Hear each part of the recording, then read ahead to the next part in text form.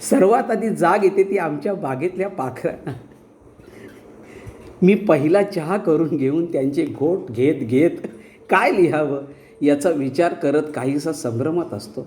त्यावेळी ही इवली इवली पाखरं गुलमोहराच्या घरट्यांतून जाकरांडांच्या फांद्यावरून हळूहळू डोळे किलकिले करून पाहतात. सर्वात आधी जाग येते ना ती आमच्या बागेतल्या पाखरांना मुलांना. ही पाखरं सगळ्यात अगोदर जागी होतात आमच्या बागेतील. मी पहिला चहा करून घेऊन त्यांचे घोट घेत घेत चहा पिता पिता काय लिहावं असं लिहायला बसतो. याचा विचार करत काहीसा संभ्रमत असतो. त्यावेळी ही इवली इवली पाखरं गुलमोहराच्या घरट्यांतून जाकरांडांच्या फांद्यांवरून हळूहळू डोळे किलकिले करून पाहतात. पहाटेच्या प्रकाश किरणांना खुणावतात. आपापसात हलकेच कुजबुजू लागतात. हो, पहाट झाली आहे काय असं विचारतात, असं विचारू लागतात. खरं तर पहाटच त्यांना विचारत असते की मी येऊ का तुम्हाला भेटायला. पहाटेचं या इवल्या इवल्या पाखरांचं देखील असंच काहीसं जवळीकचं नातं आहे. हो, त्यांनी पंख फडफडल्याशिवाय पहाट देखील आकाशात येत नाही. म्हणजे एवढे पहाटेचा किलबिलाट हा पक्ष्यांचा असतो. आपण मुलांना बघितलं तर पहिल्या आत्ता कमी, पण आपल्या घरादाराच्या बाजूला अगदी शहरात असं बिल्डिंगच्या बाजूला पहाटे 3:30-4 वाजले की एवढा चिमण्यांचा चिवचिवाट असतो. प्रचंड चिवचिवाट, म्हणजे अगदी प्रत्येक झाडावर 25-30 अगदी 50-100 चिमण्या असायच्या. घरट्या तर असायच्याच आपल्या घरादारात, पागोळीला बिल्डिंगच्या बाजूला घरटेलं. आणि एखादं छोटंसं झाड असेल तर प्रचंड अर्धा तास 1 तास एवढा चिवचिवाट, एवढे ते पक्षी बागडायचे. पण मुलांना या आधुनिकतेच्या काळामध्ये ह्या चिमण्या देखील लोप पावत चालले आहेत.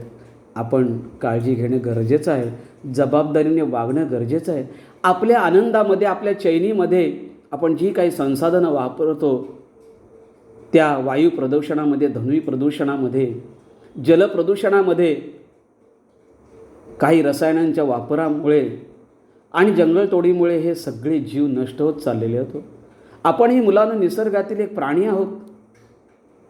हजारो लाखो प्राणी आपला जीव कधी घेत नाहीत, पण आपण मात्र मनुष्य प्राणी अनेक जीवांचा, अनेक लाखो जीवांचा जीव घेतो.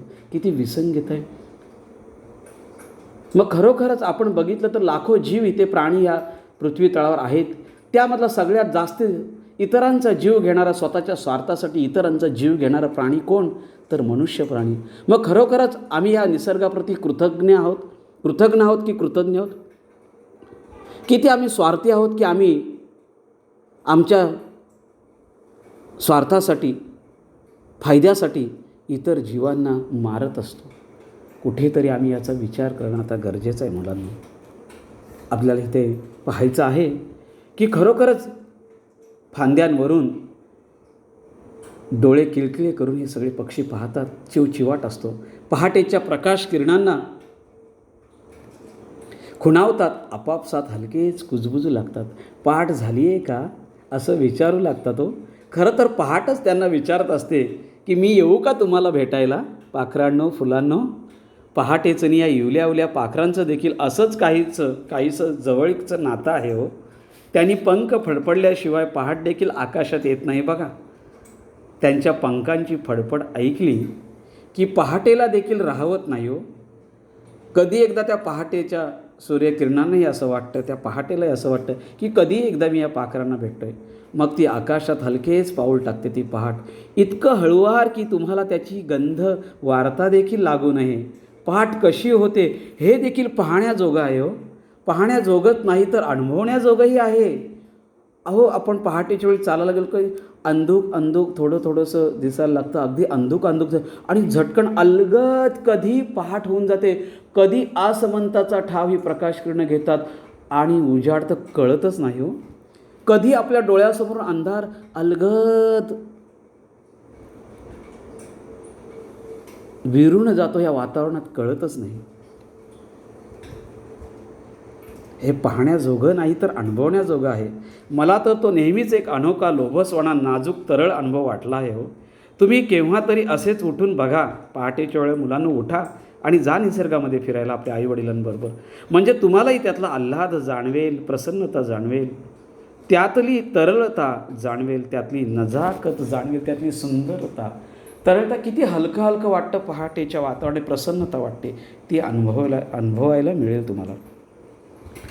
हा आल्हाद व्यक्त करण्यासाठीच जणू आमच्या बागेतील जाकरांडावरची आणि गुलमोहरावरची पाखरं आपापसात कुजबुजू लागतात.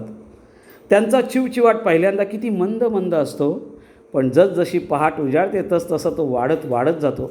एखाद्या उत्सवासारखा जणू त्या आल्हादाला, हर्षोल्लासाला एक अनावर भरती येते आणि हा चिवचिवाट ऐकूनच सायली जागी होते.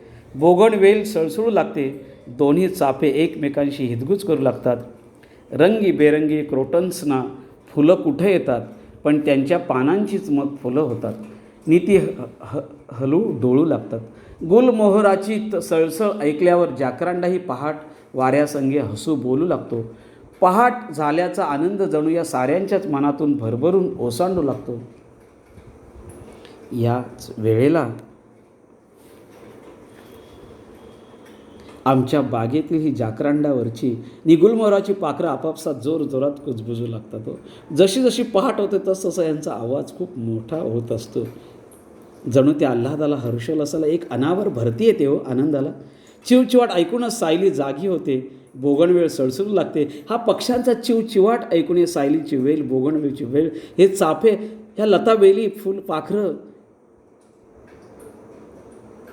झाडं, फुलं जागे होतात आणि एकमेकांशी हितगुज करू लागतात, बोलू लागतात.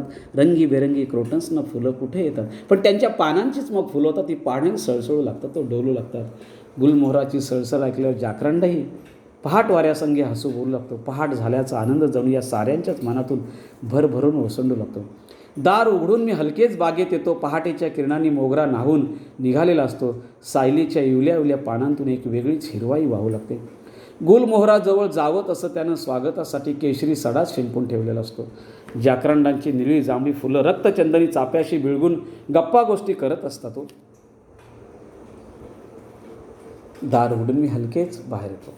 पहाटेच्या किरणांनी मोगरा न्हावून निघालेला असतो. सायलीच्या इवल्या इवल्या पानांतून वेगळीच हिरवाई वाहू लागते. गुलमोहराजवळ जावं तसं तर त्यानं स्वागतासाठी केशरी सडा शिंपून ठेवलेला असतो. जाकरांडांची निळी जांभळी फुलं रक्तचंदनी चाफ्याशी बिळगून गप्पा गोष्टी करत असतात. चाफ्याजवळ जावं तर त्यांच्या फुलांचा एक वेगळाच मंद मंद गंध येत असतो, पण तो निशिगंधासारखा मात्र नसतो. निशिगंध म्हणजे निशिगंधच, त्याची सर इतर कुणाला येणार. पण निशिगंधाच्या पलीकडे मोगऱ्याची बहरलेली फुलं पाहिली की त्यांच्या सुगंधाचा मोह देखील आवरत नाही. या वेगवेगळ्या सुगंधाचं माझं काही अधीम नातं तर नाही. त्यांची इतकी अनिवार ओढ माझ्या मनाला का बरं लागून राहते हो. ह्या सगळ्या फुलांमध्ये वेगवेगळ्या सुगंधाचं आणि माझं पूर्वीपासून तर नातं तर नाही. त्यांची इतकी अनिवार ओढ माझ्या मनाला का बरं लागून राहते. लेखक सारखं प्रश्न विचारतो. एवढी ओढ सारखी लागत राहते. प्रकाश पसरू लागतो, उजाडतं, तशी सकाळ होऊ लागते आणि मग दिसतं की वाफे तर कोरडेच आहेत. बागेतल्या नळाला रबरी पाईप लावून मी वाफ्यामध्ये पाणी घालू लागतो. कुंड्यांमध्ये पाईप लावू लागतो. चाफ्यांच्या, गुलमोहरांच्या, जाकरांडांच्या, सायलीच्या आणि बोगनवेलीच्या गोल गोल आळ्यांना पाणी देऊ लागतो. पाण्याच्या थेंबांचा स्पर्श झाल्यावर पानं कशी तरारतात हे अनोखं दृश्य खरोखरीच अनुभवण्याजोगं असतं. आदल्या दिवशी मोगऱ्याला पाणी घालायचं चुकून राहून गेलं तर तो कसा रुसून बसतो, कोमेजू लागतो आणि पाण्याचा शिडकावा झाला की दुसऱ्या दिवशी पहाटेच गोंडस काळ्यांच्या रूपानं आपल्याकडे पाहून खुदू हसू लागतो. अबोला सोडून तो सुगंधाची पखरण करू लागतो आणि मग जाणू लागतं की इवली झाडं आणि वेली देखील किती भावूक असतात. कधीमधी थोडीफार रुसली फुगली तरी आपण त्यांची थोडीशी वास्तपुस्त केली, मायेनं त्यांच्यावर हात फिरवला, त्यांचा तहानलेला जीव शांत केला की ती देखील ही गोंडस फुलं देऊन आपल्याला केवढा विरंगुळा, केवढा तजेला देऊन जातात नाही. या गुलमोहराच्या, सायलीच्या आणि बोगनवेलींच्या गोळ गोळ आळ्यांना मी पाणी देतो. पहाट झाली की वाफ्यांना पाणी देतो. पाण्याच्या थेंबाचा स्पर्श झाल्यावर पानं कशी तरारतात. अनोखं दृश्य अनुभवायला येतं.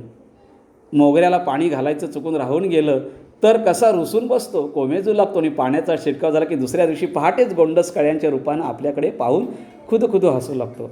आबोला सोडून तो सुगंधाची पखरण करत असतो. इवली झाडं आणि वेली देखील किती भावूक असतात. कधीमधी थोडीफार रुसतात, फुगतात. थोडीशी वास्त पुस्त केली, मायेनं त्यांच्यानं हात फिरवला. त्या लतावेलींना कधीतरी रुसतात त्या, मायेनं हात फिरवला, त्यांच्या तहानलेला जीव शांत केला की ती देखील ही गोंडस फुलं देऊन आपल्याला केवढा विरंगुळा, केवढा तजेला देऊन जातात. आणि मग तुकोबांच्या त्या अभंगाचा खराखुरा अर्थ उकळू लागतो. त्यांनी वृक्ष आणि वल्ली यांना आपली सोयरी धायरी का बरं म्हटलं असावं, यातलं इंगित उमळू लागतं. त्यांच्यातले आपल्यातलं हे नातं, हे रेशीमबंध आजकालचे नसावेत, तर ते आदिम असावेत, युगायुगांचे असावेत, याची जाणीव उत्कटतेनं होऊ लागते. आणि मग तुकोबांच्या त्या अभंगाचा खराखुरा अर्थ उकळू लागतो. त्यांनी वृक्ष आणि वल्ली यांना आपली सोयरीधारी का बरं म्हटलं असावं, म्हणजे तुकोबांनी वृक्षवल्ली आम्हा सोयरे, वनचरे पक्षी ही सुस्वरे आळविती. वृक्षांना आपलं सगळे सोयरे म्हटलेत. वृक्ष आणि वल्ली यांना आपली सोयरीधारी का म्हटलं असावं, यातलं इंगित उमलू, त्याचा अर्थ कळतो. त्यांच्यातलं आणि आपल्यातलं हे नातं, हे रेशीमबंध आजकालचे नसावेत, तर ते आदिम असावेत, युगायुगांचे असावेत, याची जाणीव उत्कटतेनं होऊ लागते. असं नसतं तर आपल्याला त्याची आणि त्यांना आपली एवढी अनिवार्य ओढ का बरं लागली असती, सांगा मुलांनो. का मग आपण निसर्गाच्या जवळ गेलो असतो, पाऊस आला की पावसात जातो, धबधब्यावर फिरायला जातो, जंगलात जातो. हे सगळं असं नातं आदिम काळापासून आहे, युगायुगांचे असावेत, याची जाणीव उत्कटतेने आपल्याला सारखी होत राहते. म्हणून आपण मुलांनो निसर्गामध्ये जायला पाहिजे. रेशीमबंध यामध्ये आपल्याला मुलांनो पहाटेच्या निसर्गाचं वर्णन केलेलं आहे. लेखकाने त्यांची छोटी मुलगी अलविशा, छोटी नात अलविशा आणि लतावेली यांचं कसे यांच्यामधील निरागसपणा, शांतता कसे सांगितलेली आहे, सुंदरता, निरागसता सांगितलेली आहे. आणि पहाटेच्या वेळी पक्ष्यांचा किलबिलाट, चिवचिव, किती प्रसन्न वातावरण.